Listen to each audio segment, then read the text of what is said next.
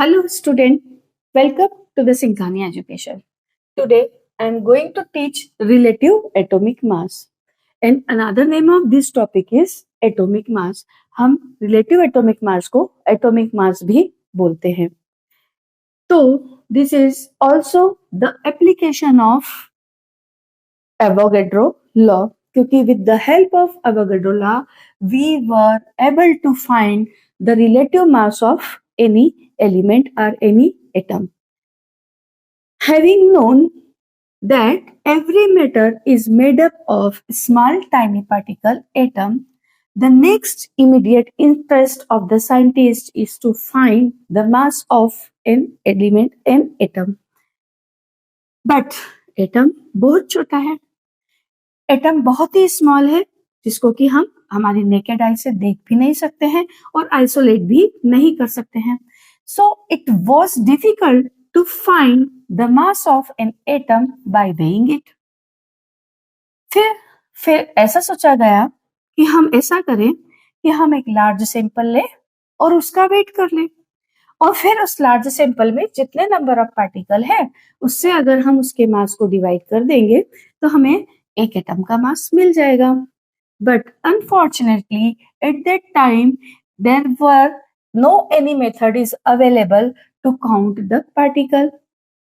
तो हमने क्या किया, हमने एवोगेड्रो लॉ का यूज किया to find the atomic mass of an element. तो according to Avogadro law, equal volume of different gases under similar condition of temperature and pressure contains equal number of molecule or atom.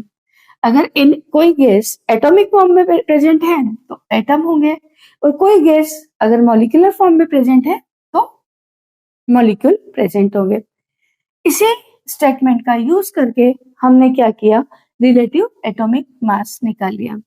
हम पहले इसका experimental aspect समझते हैं, उसके बाद हम relative atomic मास को अच्छी तरह से समझ पाएंगे. क्योंकि जब चीज हम रियलाइज नहीं करते हैं, फील नहीं करते हैं, तब तक हमें चीज समझ नहीं आती है. तो मैं यहाँ पे एक एग्जांपल ले रही हूँ. हम ले रहे हैं एक container.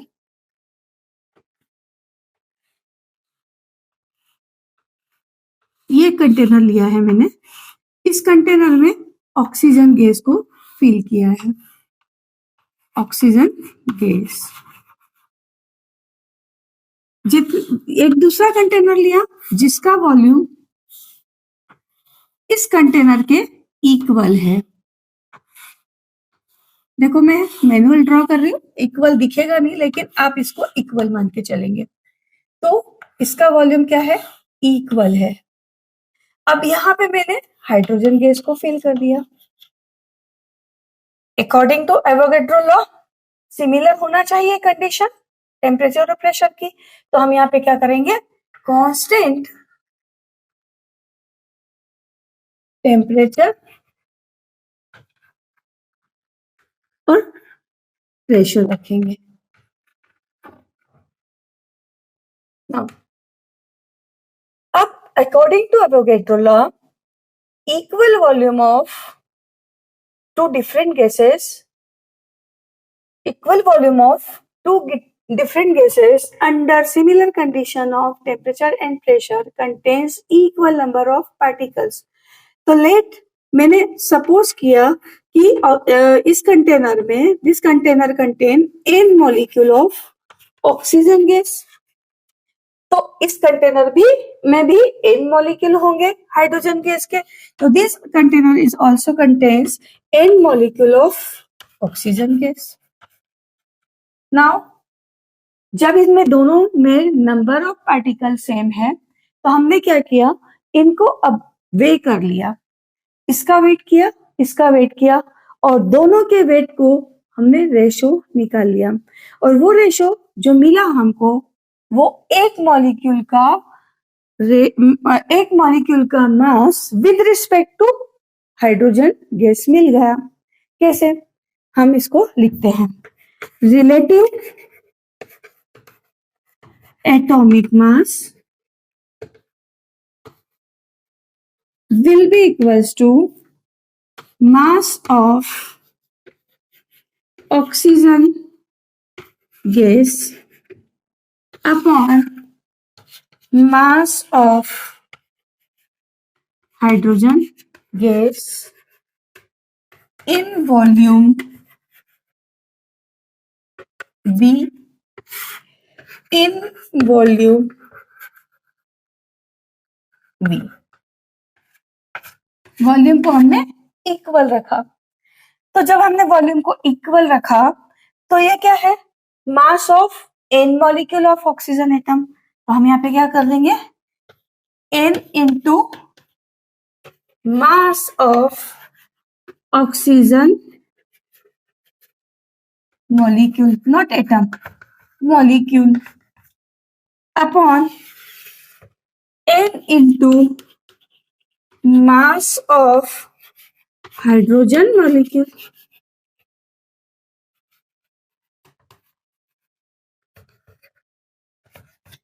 Number of atom equal है, दोनों एक दूसरे से कैंसिल आउट हो गए, तो यहाँ पे क्या मिला हमको, मास of oxygen molecule upon mass of hydrogen molecule. तो जब हमने ये जो मास लिया है इसका रेशो हमको एक्सपेरिमेंटली मिला, वो एक्सपेरिमेंटली रेशो था 16:1। एक्सपेरिमेंटली हमको मिला रेशो 16/1। इसका मतलब 1 molecule of hydrogen, 1 molecule of oxygen is 16 times heavier than 1 molecule of oxygen। तो यहाँ पे हमने 1 molecule का हाइड्रोजन और ऑक्सीजन के मास का रेशो निकाल लिया जो कि 16:1 है। नाउ एक मॉलिक्यूल हाइड्रोजन में 2 एटम होते हैं और एक ही ऑक्सीजन मॉलिक्यूल में 2 एटम होते हैं। तो यहाँ पे हम अगेन इसको एटॉमिक फॉर्म में, क्योंकि हमें तो एटॉमिक मास चाहिए, मॉलिक्यूलर मास नहीं, एटॉमिक मास चाहिए। तो अब हम इसको फर्दर आगे बढ़ाएंगे और इसके लिए हमने क्या किया, मास ऑफ ऑक्सीजन मॉलिक्यूल, तो यहाँ पे लिख देती हूँ,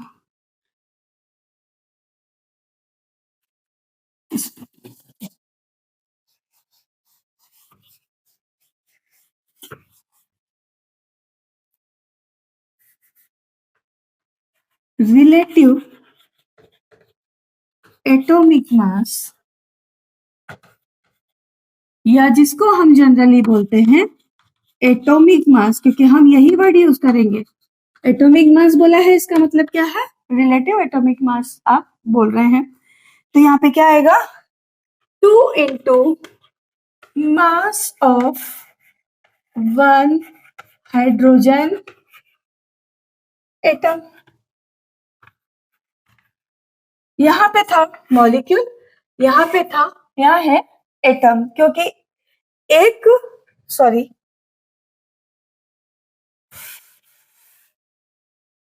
oxygen atom upon 2 into mass of 1 hydrogen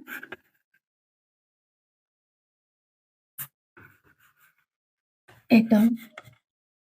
हमने क्या किया, एक मॉलिक्यूल में 2 एटम ऑक्सीजन होते हैं, तो हमने लिख दिया 2 into mass of 1 oxygen atom, 2 into mass of 1 hydrogen atom, क्योंकि हाइड्रोजन भी मॉलिक्यूलर फॉर्म में मिलती है। तो हमने यहाँ पे 1 एटम का मास निकाल लिया। सिमिलर कंडीशन यहाँ पे आ गई, 2 से 2 कैंसिल हो गया। तो अब हमें मिल गया मास of 1 oxygen atom upon mass of 1 hydrogen atom.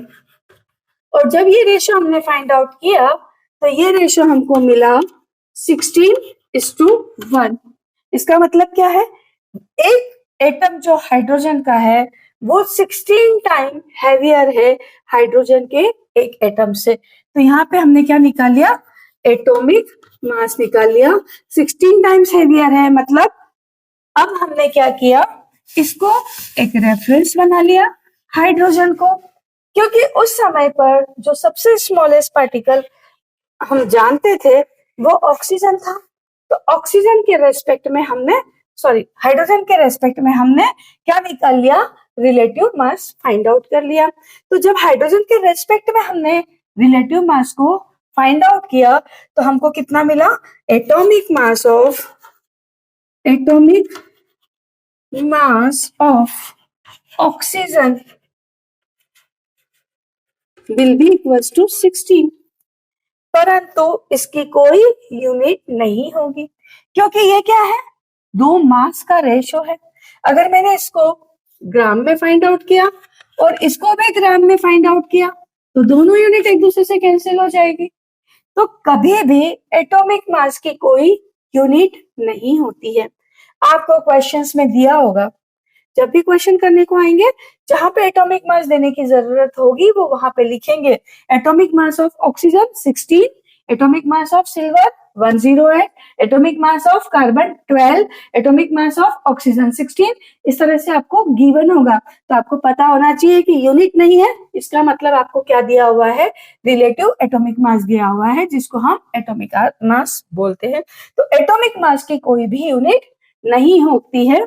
मतलब एटॉमिक मास अगर मैं निकालू किसका, atomic mass of oxygen, helium निकालेंगे तो हीलियम कितना होगा, 4। इसकी भी कोई यूनिट नहीं होगी क्योंकि हमने क्या निकाला है, रिलेटिव एटॉमिक मास निकाला है। किसके रेस्पेक्ट में निकाला है, हाइड्रोजन के रेस्पेक्ट में निकाला है। उसके बाद में अभी मैंने निकाला है एटॉमिक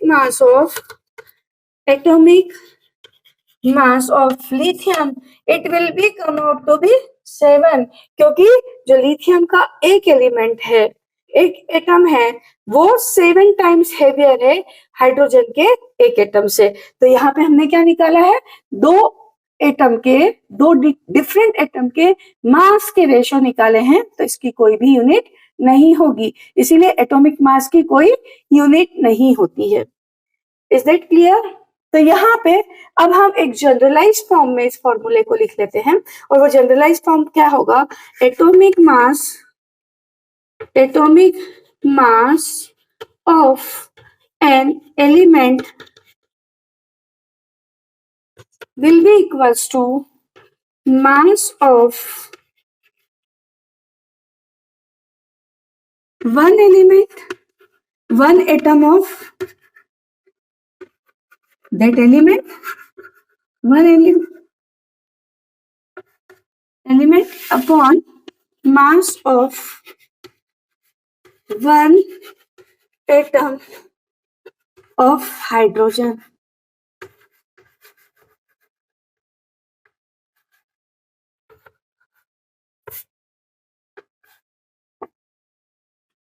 ये हमने इनिशियली हाइड्रोजन के रेस्पेक्ट में किसी भी एलिमेंट का रिलेटिव मास फाइंड आउट किया।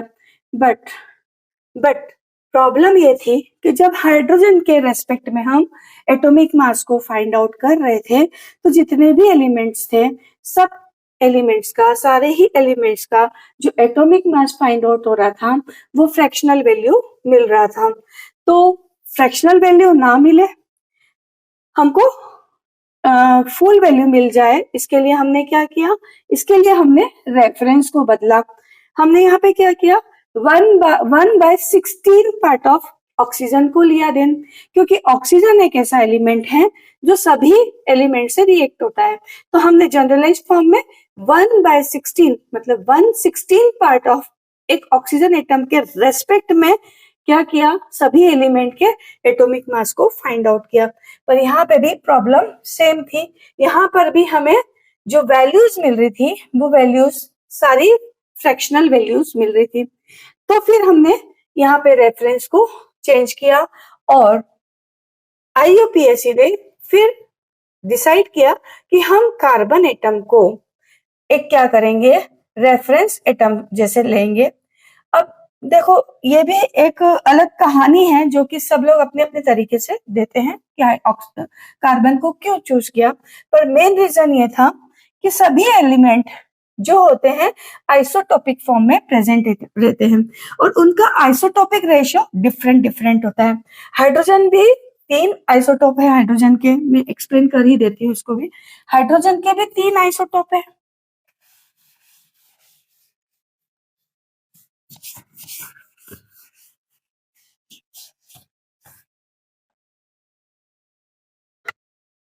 आइसोटोप ऑफ हाइड्रोजन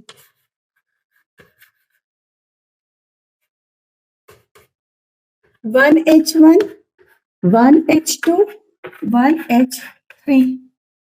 तो जब भी हम हाइड्रोजन लेंगे किसी भी सोर्स से तो हमें तीनों आइसोटोपिक फॉर्म के मॉलिक्यूल मिलेंगे और जब हम तीनों आइसोटोपिक फॉर्म के मॉलिक्यूल लेंगे तो इनका जो मास मिलेगा वो हमको क्या मिलेगा, एवरेज मास मिलेगा। और क्योंकि हम मास को वे करके ले रहे हैं ना, हमने भी वे किया था, तो हम वे करके ले रहे हैं तो इनका एवरेज मास मिलेगा और एवरेज मास मिलेगा तो हम उस एवरेज मास से दूसरे एटम का रेफरेंस मास निकालेंगे तो वो फ्रैक्शनल वैल्यू आ जाएगी। Similarly oxygen atom, oxygen atom also have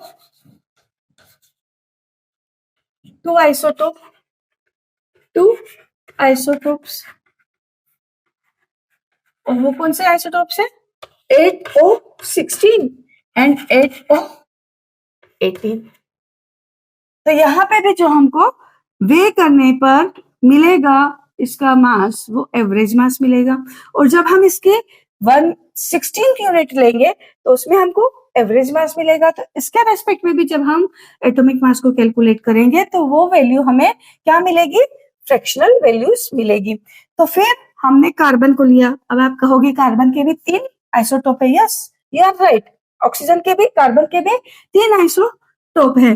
तो isotope of carbon 6C12, 6C13, 6C14। तो इसका भी एवरेज मास मिलेगा, हाँ मिलेगा एवरेज मास। बट इसमें एक बहुत अच्छी बात है कि जो ये आइसोटोप है 6C12 इसका 98.8% अमाउंट रहता है। तो जब भी एवरेज मास मिलेगा तो एवरेज मास में इनके मास का कंट्रीब्यूशन बहुत कम होगा और इनके मास का कंट्रीब्यूशन कम होगा तो एवरेज मास में जो एक्यूरेसी रहेगी वो ज्यादा रहेगी और जब मतलब ज्यादा एक्यूरेटली 12 के पास में होगा, 12 ही होगा लगभग, तो यहाँ पर हमें फ्रैक्शनल वैल्यूज नहीं मिलेगी। इसलिए हमने कार्बन को रेफरेंस एज अ रेफरेंस लिया है। ये जो मैंने ये वाला टॉपिक पढ़ाया है ये मैंने रिसर्च पेपर से रीड किया है इस चीज को और वहां से पढ़ के मैं आपको पढ़ा रही हूँ। तो यही रीजन था कि हमने कार्बन को एज ए रेफरेंस यूज किया पर कार्बन का पूरा एटम नहीं लिया। तो हमने क्या लिया, कार्बन का 1/12 ऑफ कार्बन C12 एटम, मतलब हमने किसका मास लिया, the mass of 1/12 of carbon C12 atom. तो जब ये डेफिनेशन अब क्या होने वाली है, बदलने वाली है। अब एटॉमिक मास हम किसके रेस्पेक्ट में फाइंड आउट करते हैं, 1/12 ऑफ कार्बन C12 एटम के मास के रेस्पेक्ट में। तो अब हम यहाँ पे इस फॉर्मूले को करेक्ट कर लेते हैं। तो करेक्शन क्या होगा,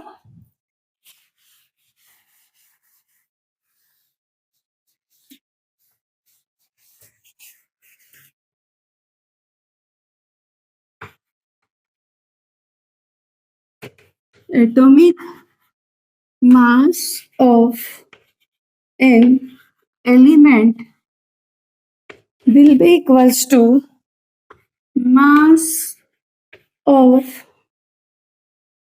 one atom of element upon mass of 1/12 carbon 12 atom. ये हमारा एटॉमिक मास का फॉर्मूला आ गया। इसका मतलब क्या है कि हमने कार्बन के, एक कार्बन एटम है, we have a carbon atom, और इस कार्बन एटम को हमने कितने पार्ट में डिवाइड किया है? 12 पार्ट में डिवाइड किया है। 1 2 3 4 5 6 7 8 9 10 11 12, और इस एक पार्ट के रेस्पेक्ट में हमने किसी दूसरे एलिमेंट का मास फाइंड आउट किया, जो कि हमें क्या देता है? एटॉमिक मास की वैल्यूज देता है। दिस एटॉमिक मास की कोई भी यूनिट नहीं होती है, ये याद रखना बहुत जरूरी है, क्योंकि यहाँ पे हमने क्या लिया है? दो मास के रेशो लिए हैं। बट उसके बाद में अब मैं एटॉमिक मास यूनिट में मास को हमने कैसे फाइंड आउट किया वो एक्सप्लेन कर रही हूँ। तो नाउ हमने इसके 12 पीसेस कर लिए, कार्बन के 12 पीसेस कर लिए। अब हमने क्या किया? इस एक पीस को कुछ नाम दे दिया, और वो नाम क्या था? 1 एटॉमिक मास यूनिट। ये नाम पता होना बहुत जरूरी है, क्योंकि अब हमने इसको चेंज करके यूनिफाइड मास कर दिया है, लेकिन जब तक हम जहां से चले थे वो नाम पता भी होना जरूरी है, क्योंकि बुक्स में तो लिखा होता है, तो हमें कंफ्यूजन ना हो, इसलिए हम पुरानी चीजें और नई चीजें सब याद रखते हैं। तो यहाँ पे हमने इसको क्या नाम दे दिया? इस एक पार्ट को बोल दिया 1 एटॉमिक मास यूनिट, और ये 1 atomic mass unit equals to क्या है? 1/12 मास ऑफ कार्बन 12 एटम। मतलब कार्बन 12 एटम का 1/12 पार्ट को हमने नाम दे दिया 1 एटॉमिक मास यूनिट। अब देखो कार्बन कितने एटॉमिक मास यूनिट से मिलकर के बना है? 1 2 3 4 5 6 7 8 9 10 11 12। इसका मतलब कार्बन का जो एटॉमिक मास है वो कितना है? 12 एटॉमिक मास यूनिट।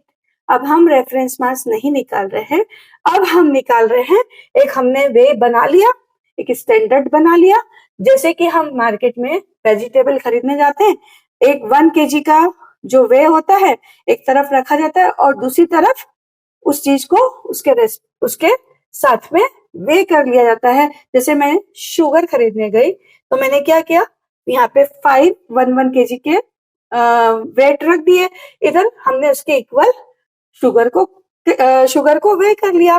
तो अब मैं ऐसा बोलूंगी कि शुगर का मास कितना है, तो आप बोलेंगे 5 केजी। अब ये नहीं बोलेंगे कि दोनों का रेशियो है, क्योंकि अब हमने इसको क्या कर लिया? एक स्टैंडर्डाइज कर लिया। तो हमने यहाँ पे क्या किया है? एक स्टैंडर्डाइजेशन किया है। तो स्टैंडर्डाइजेशन किया है, तो अब मैं क्या बोलूंगी कि कार्बन के 1 एटम का मास कितना है?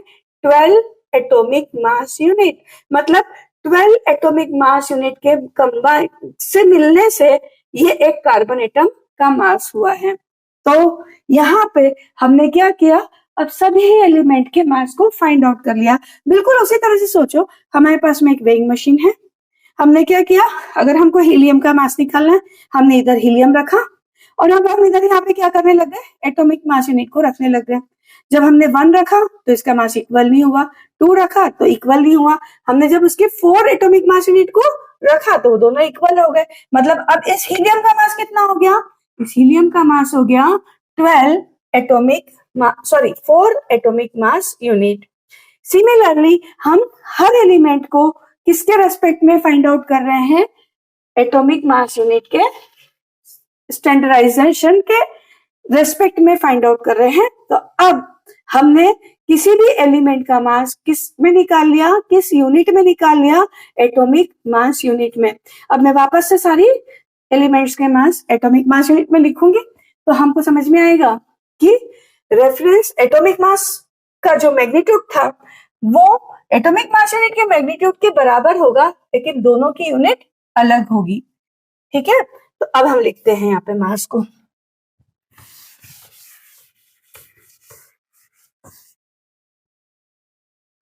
तो यहाँ पे क्या हुआ?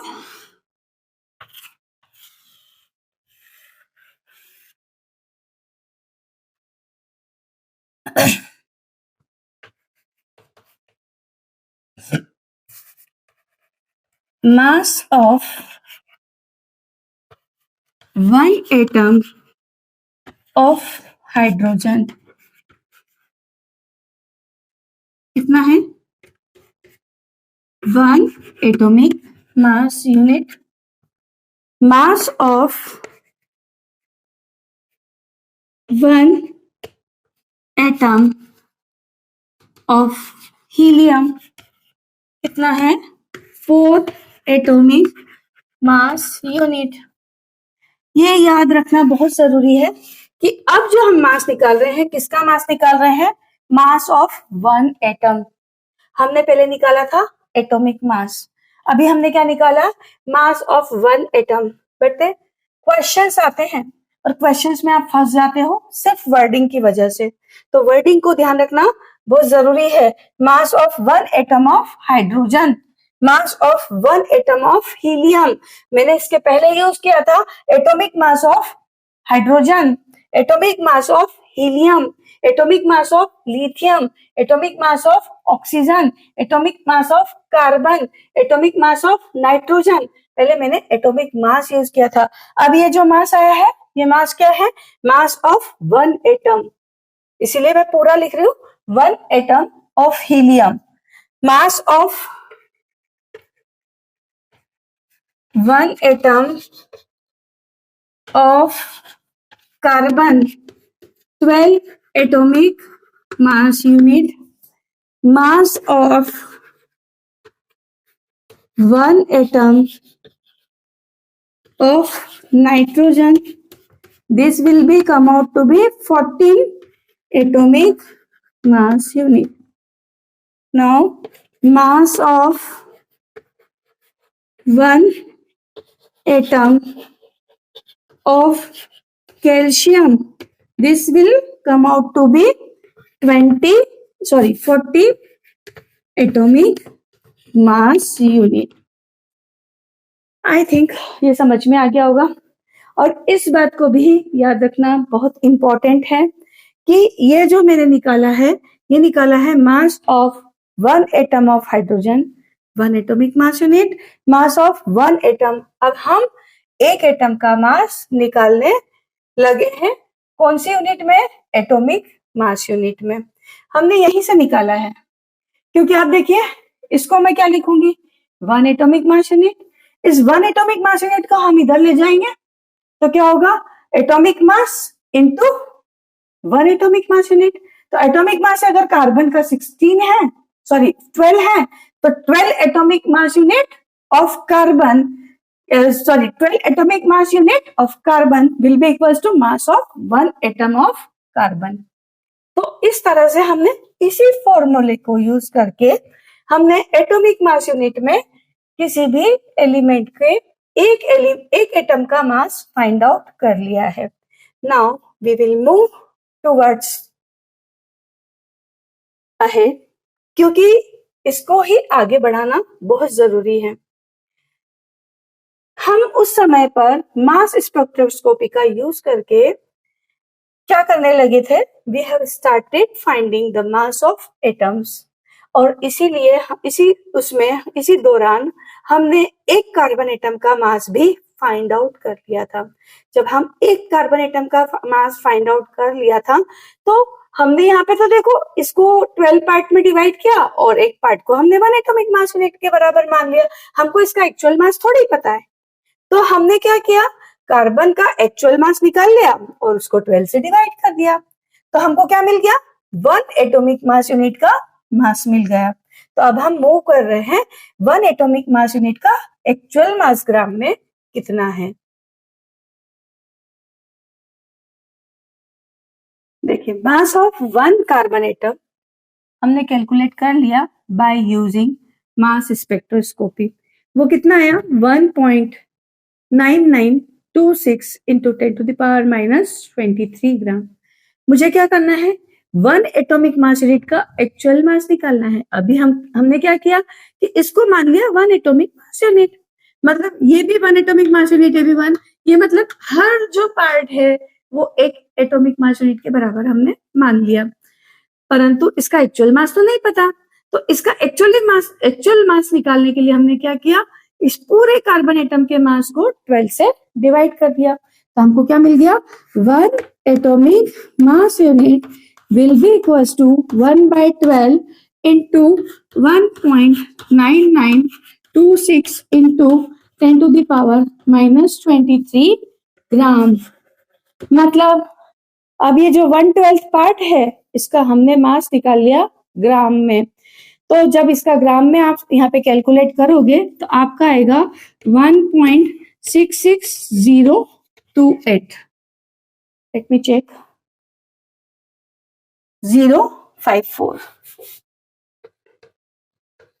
into 10 to the power -24 gram. चाहो तो आप कैलकुलेट करके देख लीजिएगा, आपको यही मिलेगा। मतलब 1 atomic mass unit equals to क्या आ गया, ग्राम में मास निकल गया। तो यदि अब मैं आपको ये कहूं कि एक एटम का मास ग्राम में बताए तो आप कैसे लिखेंगे, वापस से फर्दर लिस्ट करूंगी, तो इसको आप कॉपी कर लीजिए, फिर मैं फर्दर लिस्टिंग करूंगी।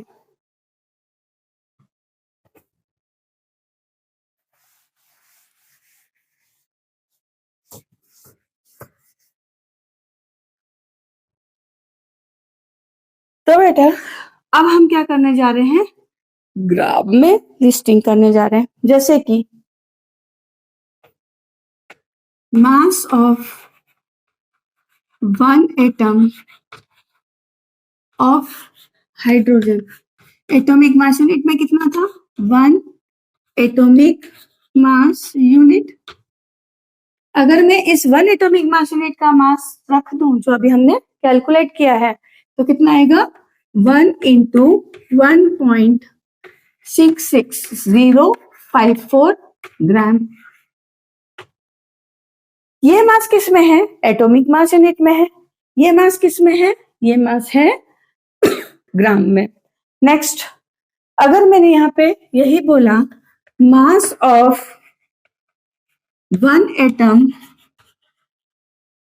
ऑफ हीलियम कितना था, 4 एटॉमिक मास यूनिट। तो एक एटॉमिक मास यूनिट का मास है इतना, तो हम क्या करेंगे, 4 से इसको मल्टीप्लाई कर लेंगे।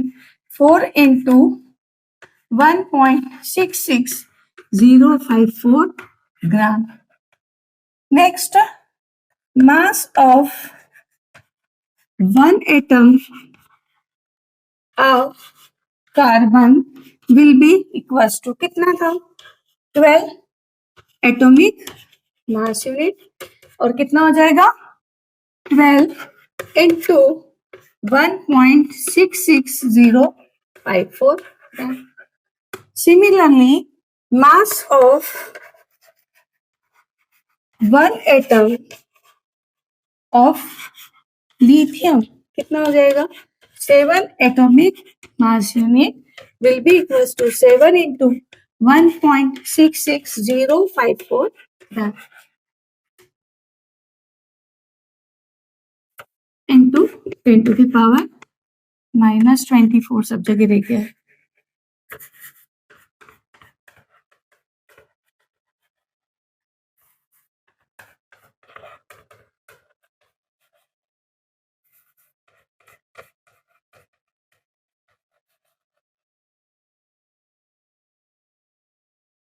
तो अभी भी आप देख सकते हैं कि एक एलिमेंट का मास बहुत कम है, बहुत ही कम क्वांटिटी है। इसका क्या मतलब है, ये जो 10 to the power -24 है, मतलब इस पूरी क्वांटिटी के डिनोमिनेटर में कितनी बड़ी अमाउंट जाएगी, 1 2 3 4 5 6 7 8 9 10 11 12 13 14 15 16 17 18 19 20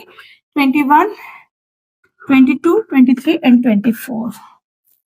इससे आप डिवाइड करेंगे तो आपको मास मिलेगा। मतलब किसी भी एलिमेंट का मास बहुत ही छोटा है। तो इसको भी हमने, इस समस्या का भी हमने समाधान किया है, क्योंकि हम इतने छोटे मास को डील नहीं कर सकते हैं।